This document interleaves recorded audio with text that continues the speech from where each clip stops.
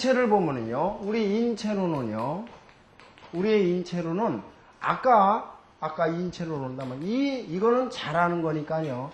자라는 거니까 우리의 머리를 말합니다. 이 머리를 목이라고 그래요. 그리고 이 머리이면서요, 우리 인체에서는 간을 말해요. 간. 중요한 간을 표시합니다.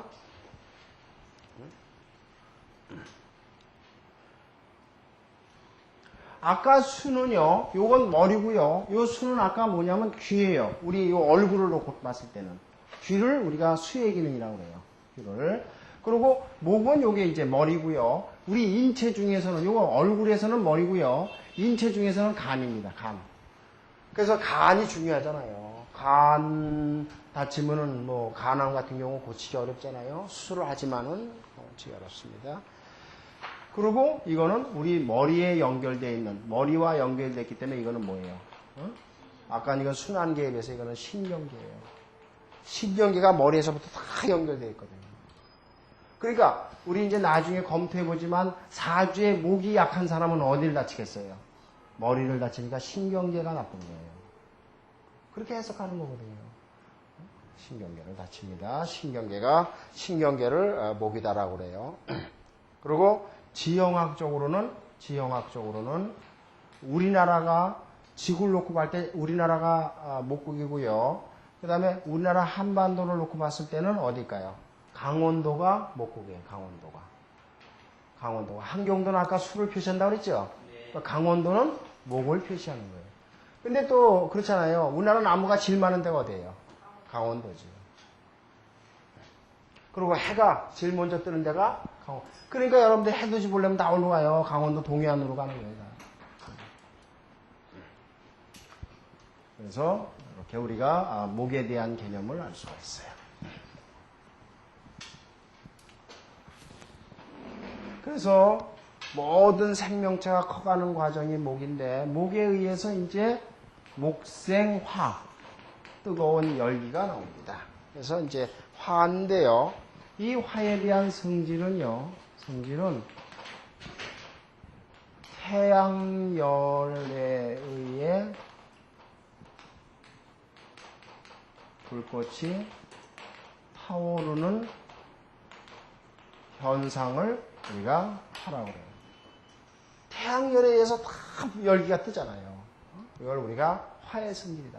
그러니까 화니까 뜨겁단 말이에요. 태양열에 의해서 뜨거우니까 덥단 말이에요. 덥다는 뜻이죠, 이거는. 그 덥다는 얘기는 한마디로 뭐예요? 계절적으로 뭐예요? 여름이죠. 이거는 봄인데 대해서. 또, 그러니까는 우리가 이건 북쪽이에요, 남쪽이에요? 남쪽이죠. 수는 북쪽인데 대해서 이건 남쪽이죠. 남쪽을 말하는 거고, 여름이고 덥고요. 그리고 계절적으로는 여름이고, 여름에 곡식이 익어갈 때는 이게 써요. 쓴맛이 납니다. 완전히 가을로 가면은 달지요. 가을로 가기 전에는 쓰다고요. 가을로 가기 전에는 쓴맛이 난다. 그래서 이거는 인생에 우리가 한참 열기가 있는 청년기다. 아까 요거는 커가는 거니까 소년기고요. 청년기가 아니라 요 목이 소년기고 요거는 청년기다. 그러니까 10대까지는 목의 기운, 20대, 30대는 화의 기운. 한참 정열적으로 일하잖아요. 정열적으로 매달리잖아요. 그러니까 목은 소년기죠. 목은 청년기가 아니고 소년기. 요게 청년기고요. 그래서 이제 화는 우리 신체적으로 보면요. 열기가 뜨거웠기 때문에 신체적으로는 이제 우리를 놓고 본다면은 요거는 아까 순환기가 됩니다. 우리 인체의 순환기가 되고요. 그 다음에 우리 몸이 가장 뜨거운 데가 어디예요? 심장이에요. 그래서 화가 우리 몸에서는 심장을 말합니다. 그러니까 사주가 뜨겁다는 사람들은 심장의 열기가 아주 높아요. 그러니까 이런 사람은 혈압도 높아질 우려가 많습니다. 화기운이 너무 강하면요. 그러니까 심장을 말할 때 심장이 뜨거워진다. 순환기는 비뇨기 그렇죠.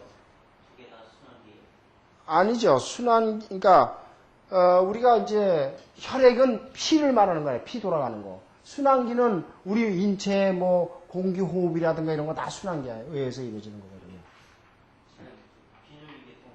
그 비뇨기 계통은 요건 수의 기능이죠. 아까 수의 기능. 그거하고 좀 다르죠. 비뇨기는 우리 여기를 말하는 하체를 말하는 거거든요. 그러니까 인체적으로 보면 이 수는 일반적으로 우리 몸에서 하체를 말하고요. 요건 머리를 말하고 요거는 가슴을 말해요. 요거는 심장 계통 가슴. 그리고 이제 그 지형학적으로는 화가요. 남쪽에 그러니까 적도 지역을 지구상으로 놓고 봤을 때는 적도 지역을 화라고 그러죠. 적도를. 우리나라만 놓고 따지면 어딜까요? 우리나라는 제일 더운 지역이 어디죠? 경상도입니다. 경상도가 화의 기운이 제일 강한 지역이다 이렇게 얘기해요. 경상도입니다. 지역적으로는 대구 같은 데 가봐요. 제일 더운 데가 대구죠. 그 왜 그래? 화의 기운이 가장 강하기 때문에. 그래서 같은 지역을 놓고 따져도 한반도에서는 우리가 경상도를 화의 기운이 강한 땅이다. 아까 강원도는 목의 기운이 강한 땅이다. 그러니까 우리 한반도를 놓고 봐서도 이렇게 쪼갤 수가 있다는 말이에요.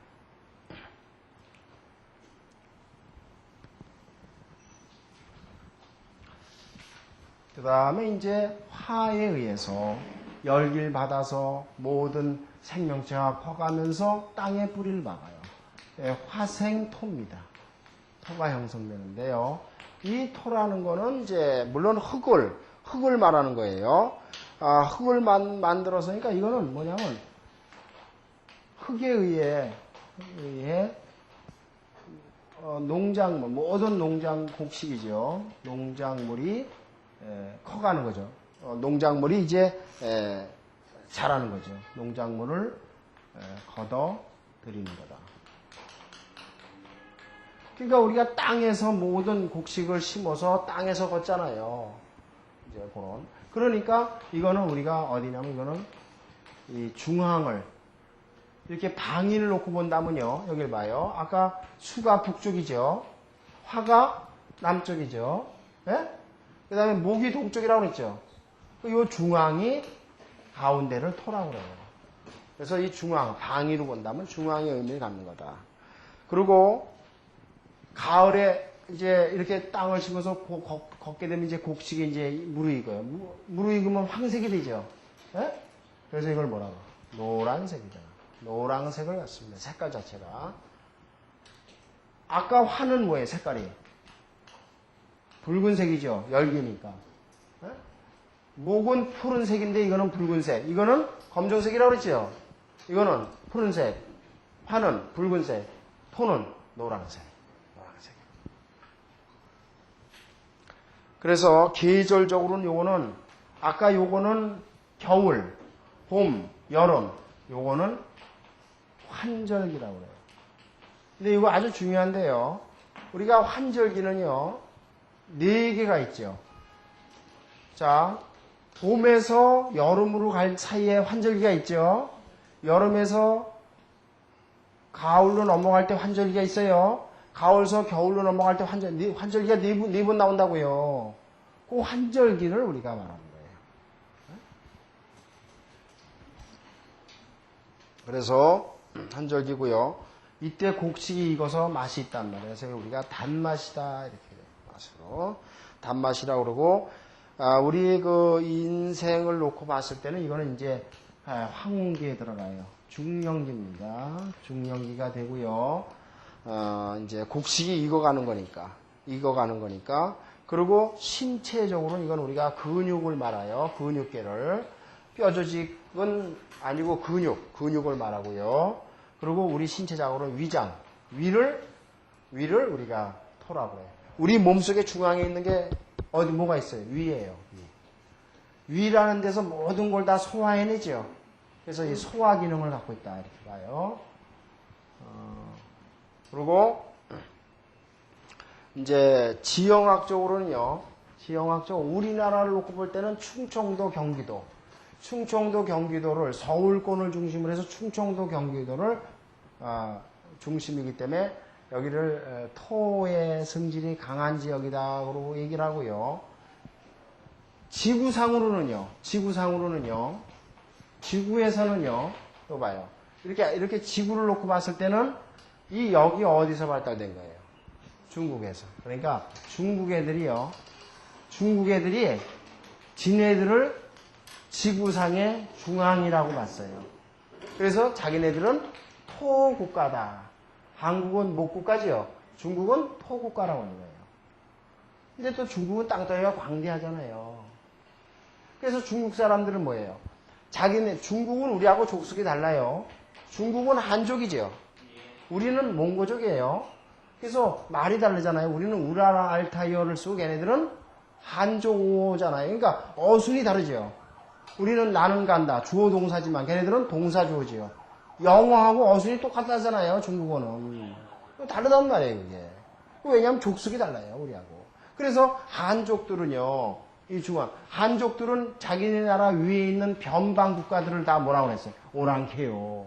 우리만이 중앙에 있는 양반이다. 나머지는 다 오랑캐라고 친 거예요. 우리나라도 동방에 오랑캐라고 그랬다고 걔네들이. 그렇게 표시를 하잖아요. 그러니까 그래서 이 사람들은 이제 자기네들이 중앙이다. 근데 그 중국에서 여기 나왔으니까 광활한 땅. 그래서 우리가 중앙토다. 중국을 말합니다. 한반도로는 이제 우리 서울을 중심으로 해서 경기도, 충청도가 중앙토고요. 중앙토고. 그래서 이거는 이제 그래서요. 이건 실제로 그런 거니까요. 여러분들이 이제 하나 아실 거는요.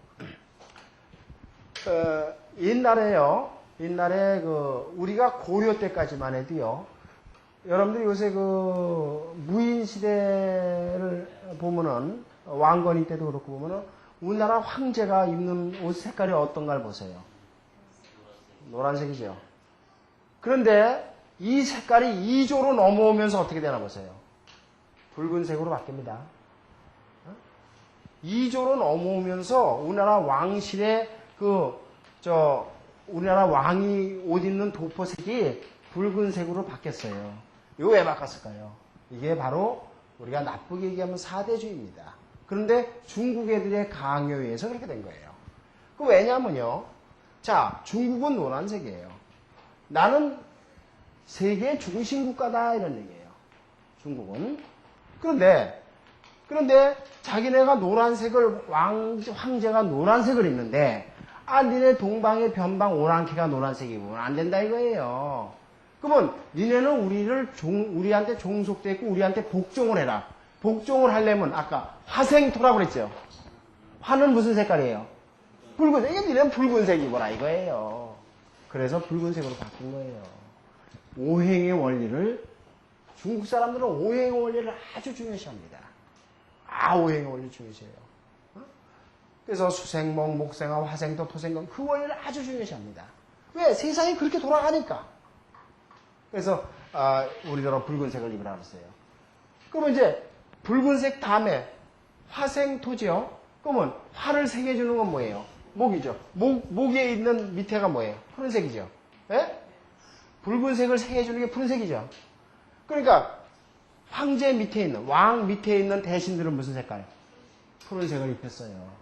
그럼 푸른색 이거 목이에요. 목을 새겨주는 건 수죠. 수는 무슨 색깔이에요? 그러니까 평민은 무슨 색을 입어야 돼? 아니 평민이 아니라 포졸들.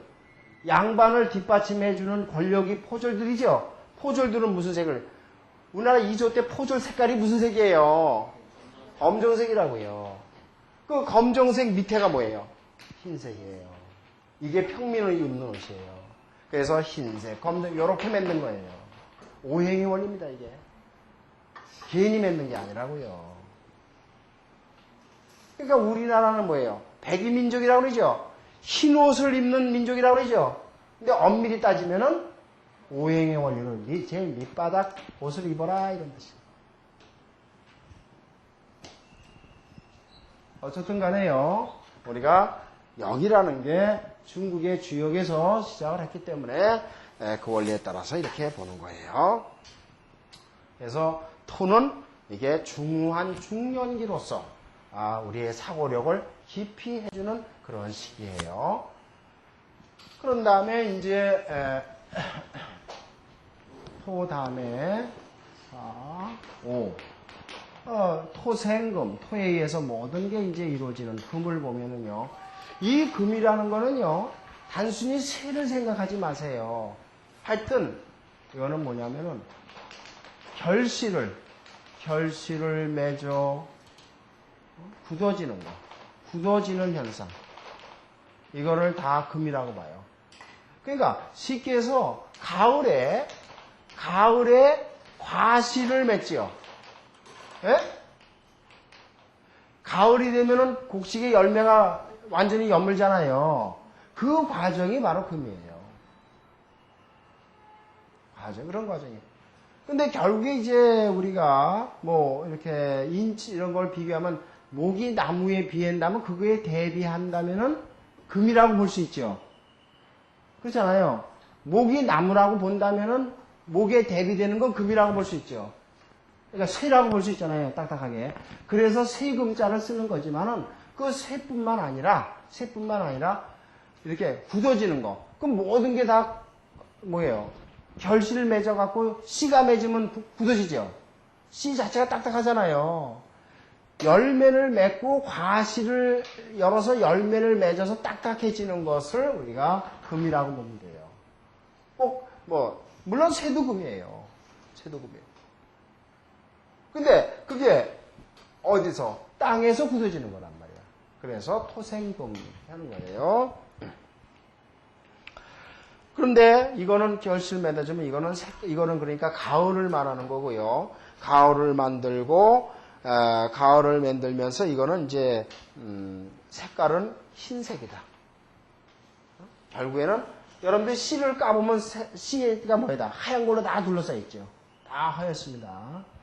흰색을 띠는 거고요. 그 흰색이라는 것은 그리고 이 맛은 이제 가을의 계절이 뭐예요? 매섭습니다. 그래서 이걸 우리가 맵다, 매운 색깔, 매운 맛이 난다 이렇게 보는 거예요. 인체 구조로는요. 이거는 요거는 아까 근육이었죠. 그 다음에 근육 속에 있는 게 뭐예요? 뼈죠. 그 뼈를 우리가 금이라고 그래요. 이게 단단하잖아요. 단단하니까 뼈라고 그래요. 뼈 조직을 우리가 금이라고 그러고요. 또 우리 인체에서는요. 오장육부 중에서 폐가 바로 금입니다. 그러니까 사주에 금이 약한 사람은 폐가 나쁘게 돼 있어요. 그러니까 한의학에서도 이 원리를 가지고 처방해요. 그대로. 그래서 요새 한의사들도 다 사주를 배우는 거예요. 이거 사주를 받고 그 사람 사주를 봐서 사주에 이렇게 봤더니 이거 금이 이게 원체 나쁘다. 당신 폐가 나쁜 거예요. 이 사람은 사주에 수가 이게 전혀 없고 이게 수가 약하구나. 당신 지금 방광기능 비뇨기가 안 좋아. 딱 그렇게 되죠. 이 사람 지금 현재 예를 들어서 화가 너무 강렬하다. 당신 심장이 너무 뜨거워. 그러니까 심장을 좀 차갑게 해주는 약을 먹어야 돼. 화기운이 전혀 없다. 당신 심장이 너무 차. 그러니까 화의 기운을 돋궈줘요. 한의사들도 그래서 다 배우는 거예요, 이거요. 이거 모르고는 약 못 줘요. 그래서 우리가 이제 그 폐의 기능을 그런 쪽으로 얘기하는 거고요. 인생으로서 봐서는 이거는 아주 이제 결실 맺는 거니까 60대 장년기를 말해요. 장년기를 말하는 거니까 사고력이 깊죠. 판단력이 있고요. 지정학 그리고 이제 그러니까 이제 인생의 산전수전을 다 겪었으니까 삶을 정의롭게 맺으려고 그러죠. 그러니까 뭐예요? 의리가 깊지요. 의리가 깊습니다. 청년기 때는 금방 바닥바닥 하잖아요. 내 조그만 실속 갖고 그냥 뒤엎고 의리도 배반하지만 나이를 먹어봐요. 내 인상을 마무리를 잘하고 싶다고 인간은요. 그러니까 쉽게 배반하려고 그러지 않고. 우리나라는 이 오행의 원리를 정치인들이 먼저 배워야 돼요. 그리고요. 그리고 지정학적으로는요. 이제 그 유럽, 그러니까 지구를 놓고 보면 유럽이나 미국, 우리 쪽하고 서쪽 방향에 있는 거는 다 금국이에요. 그러니까 유럽이나 미국은 다 금국입니다. 금국. 그 다음에 한반도로 놓고 봤을 때는 전라도가 금국입니다. 전라도 쪽에. 전라도가 금국입니다. 그래서 이런 그 기본적인 오행의 원리를 우리가 알아놓고서 자 다시 이제 그래서 아까도 말씀드렸지만은요 우선 첫째로 모든 우주계의 변화는 음양으로 쪼개져요. 음이 있고 양이 있고 그러니까 그 얘기는 바뀌면 남자가 있고 여자가 있고 남자가 있고 여자가 있으니까 다음 세가 이어가는 거고 그 말은 낮과 밤이 있으니까 우리가 살아가는 거고 그렇잖아요. 그거 자체가 음이에요. 그런데 그 음양에서도 낮에 활동하는 목화토금수가 있고 또 밤에 활동하는 목화토금수가 있고 그러면은 낮에와 음과 양의 목화토금수 오행의 경우에 양은 좀 활동적이고 음은 다음 생명체를 위해서 수동적이지만은 중요한 생명의 원천이 되는 거고 그러니까 오행이라는 개념은 또 음양 속에 다 들어가 있는 거예요. 자 그러면은 여기서 우리가 이런 그 기본적인 오행을 가지고요 반드시 아셔야 됩니다. 그래서 나중에 우리가 사주를 연구할 때 이 사람 사주가 어떤 성질이 많으냐 수의 성질이 많으냐 목의 성질이 많으냐에 따라서 그 사람 성격을 결정지어 주는 거예요. 이걸 알아야만. 자 그럼 우리가 지금 보면은요 지구가 둥그러니까 그냥 둥그렇게 그리면요 태양이 뜨는 곳이 화예요. 그 다음에 이제 물은 위에서 아래로 내려가니까 이쪽이 수가 있습니다. 밑이 수라고요. 물은 위에서 아래로 고이니까 태양은 위에서 뜨니까 불이고 그러면 수생목 그래서 아까 말씀드렸듯이 수생목 목생화 그 다음에 화생토 토생금 금생수 이렇게 순환해요. 근데 엄밀한 말을 제가 그 생의 개념을 하기 위해서 이렇게 표시했지만 엄밀하게 말하면 토는 요 안에 들어와 있는 거죠. 중앙이니까.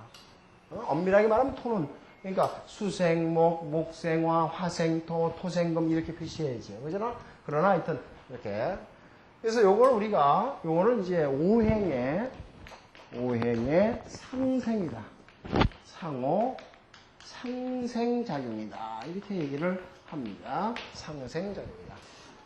서로 도와주는 현상이란 말이에요. 그러니까 수생목, 목생화, 화생토, 토생금 이렇게. 그런데 우리가 이제 꼭 아실 게 그러면은 이 오행에 상극작용이 나는 게 있습니다. 극한다는 뜻이에요. 자, 이 말의 의미를 꼭 아셔야 됩니다. 무슨 뜻인 거 아니에요? 지금 우리가요. 자, 수가 있음으로 인해서 목이 있는 거예요. 네? 목이 있기 때문에 화가 있는 겁니다. 화가 있음으로 인해서 토가 있는 거고 토가 있으면서 금이 있고 금이 있음으로 해서 또 수가 있는 거예요. 이렇게 돌고 돈단 말이다. 그러니까 이 5가지 오행은 어느 하나 중요하지 않은 게 없어요. 다 중요합니다. 5가지는 다 중요해요. 골고루 돌고 도는 거예요. 다 중요합니다. 그런데 자 현실을 놓고 봤을 때 지금 수생목인데 그러면 이 수하고 하하고를 보자. 어떤 관계가 있겠느냐. 만약에 건너뛰어봐요. 목이 없다. 목이 없이 그냥 수하고 보면 수하고 하하고는 어떤 관계가 있냐면 지금 여기 불이 있는데요. 물이 여기 불인데 물이 다이렉트로 화를 가서 하면 이 불이 어떻게 돼요? 꺼지겠죠? 그러니까 중간에 목이 있어갖고 물이 들어왔을 때 나무가 흡수해서 그걸 키워가지고 열기를 발산하면은 목생화 잘 되는데 나무가 없이 다이렉트로 물기가 불로 들어가 버리면 불기운이 뭐예요? 꺼져버릴 겁니다. 그래서 하나에서 이렇게 상대방이 당해버리고 없어진단 말이에요. 그걸 우리가 극하는 작용이다. 즉 오늘 우리가 수하고 화를 놓고 봤을 때 중간에서 이 극하는 게 수극화. 즉 다이렉트로 붙어버릴 때는 이걸 극이라고 합니다. 그러니까 화의 입장에서는 물이 들어와 버리면 그냥 물이 꺼져버리거든요. 그래서 이렇게 되는 경우는 수극화, 아주 화가 죽어버리는 거예요. 또 봅시다. 자, 아까요. 화생토. 화가 있음으로 인해서 흙이 만들어지고 토생금인데 이 중간에 토가 없이 화하고 금하고만 다이렉트로 보세요. 그러면 불기운에 의해서 여러분들이요. 예, 지금 딱딱한 걸 갖다 불에 의해서 다 완전히 녹아버리죠. 그럼 파괴돼 버릴 거 아니에요. 금이라는 기능이 파괴돼 버릴 거 아니에요. 그러니까 화에 의해서 화하고 금을 놓고 보면은 화에 의해서 금이 파괴된다. 그래서 파괴된다는 의미로 인해서 이걸 우리가 수화극금이다. 금입니다. 그 다음에 여기 보세요. 금이 있음으로 해서 수가 있습니다. 금생수죠.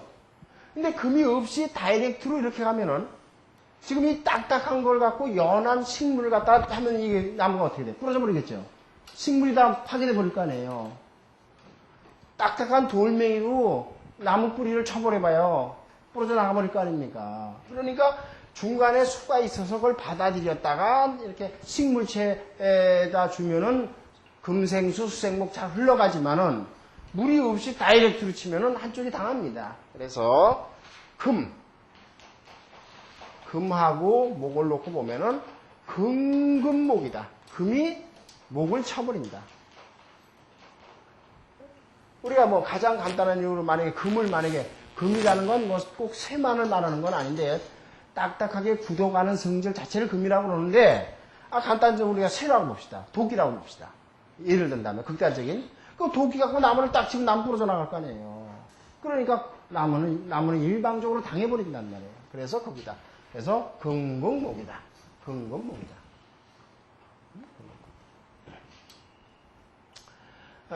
그 다음에요.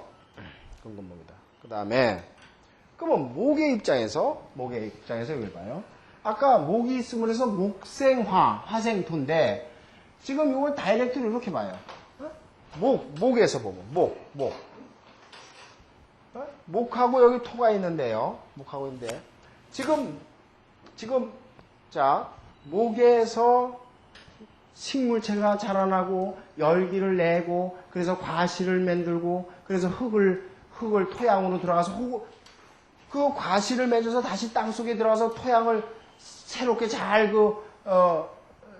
거름을 주고 다음 세대를 또 만들어주는 흙을 만들어주는 거죠. 화의 열기에 의해서. 그런데 그게 없이 바로 나무가 흙을 쳐버리면은 흙이 토양이 완전히 썩어버립니다. 그래서 이 목이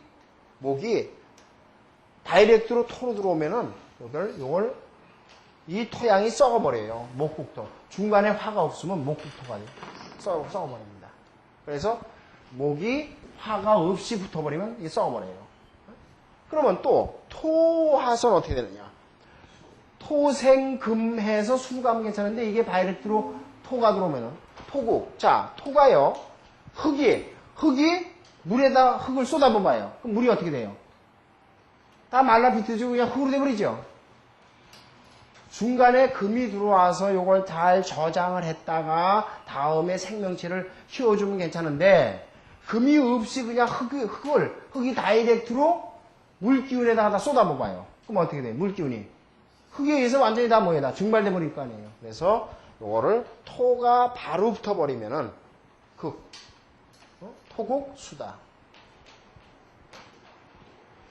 그러니까 중간에 그러고 다시 또 수국화, 화극금. 그래서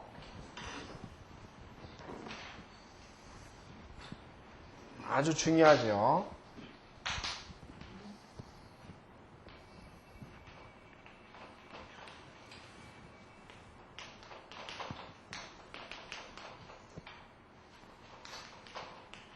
이렇게 있을 때 그냥 하나씩 수생목, 목생화, 화생토 이렇게 되면은 이거는 뭐 오행상호 상생작용에 의해서 돌아가는데 이렇게 다이렉트로 붙어버리면요. 수국화, 화가 당하는 거예요. 수가 당하는 게 아니라 화가 당하는 뜻이에요. 화하고 금하고 화극금, 금이 당하는 거예요. 화가 금을 녹여버린단 말이에요. 그 다음에 금이 목을 친단 말이에요. 금금목. 목을 치는 거예요. 그러면 목은 토를 친다고요. 토는 수를 치고 요런 별표 모양으로 표시될 때는 상호 극하는 작용이 돼요. 한쪽이 일방적으로 당하는 거예요. 이걸 왜 알아야 되냐면요. 우리의 모든 인간의 삶은 오행에 의해서 이루어져 있습니다. 사주도 오행에 의해서 결정되지는 거예요. 그 오행으로 우리가 다 이 사주를 보는데 그 사주가 이렇게 극하는 작용으로만 있다면 한쪽이 당하니까 좋겠어요, 나쁘겠어요? 나쁠 거 아닙니까? 그런 걸 판단하기 위해서 기본적인 오행의 상생상극을 알아야만 되는 거예요.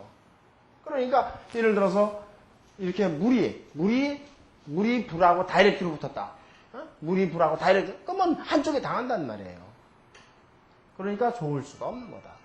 그래서 우리가 소설 상생상극을, 그러니까 빨간 거를 파란 거 쳤을 때 이렇게 파란 거를 수생목, 목생화, 화생토, 토생금, 금생수, 이건 순행하는 거고 바람직하단 말이에요. 계속 이땐 서들 도와주는 쪽이죠. 나는 물은 나무가 입장에서는 물이 들어와야지 나무가 크니까 수생목, 목생화, 화생토, 토생금, 금 계속 돌아갑니다.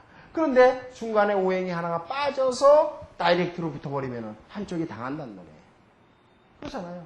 그거를 우리가 상극작용이라고 합니다. 그래서 수극화, 화극금, 금금목, 목국토, 토국수. 반드시 한쪽을 건넜을 때는 한쪽이 일방적으로 당하는 케이스가 나오게 말입니다. 이거를 우리가 상생상극의 작용이다. 이해가 되시겠죠? 됐어? 아니, 한 바퀴 돌아갔어? 다 해, 그거까지는. 자, 그래서 우리가 이러한 그 상생상극의 원리를 기본적으로 알아가지고 우리가 이제 분석을 해야 되는 겁니다. 그래서 지금까지 우리는 음양에 대한 의미를 보고 거기에 기본적인 오행, 수, 목, 화, 토, 금수라는 오행을 봤어요. 자, 그런데 이제 중요한 게요. 이 오행을 만들어 놓고 나서요. 오행을 만들어 놓고 나서 춘추전국 시대 전입니다. 이제 그 황하 지역의 그 부족 단위로 있는 그 부족장들이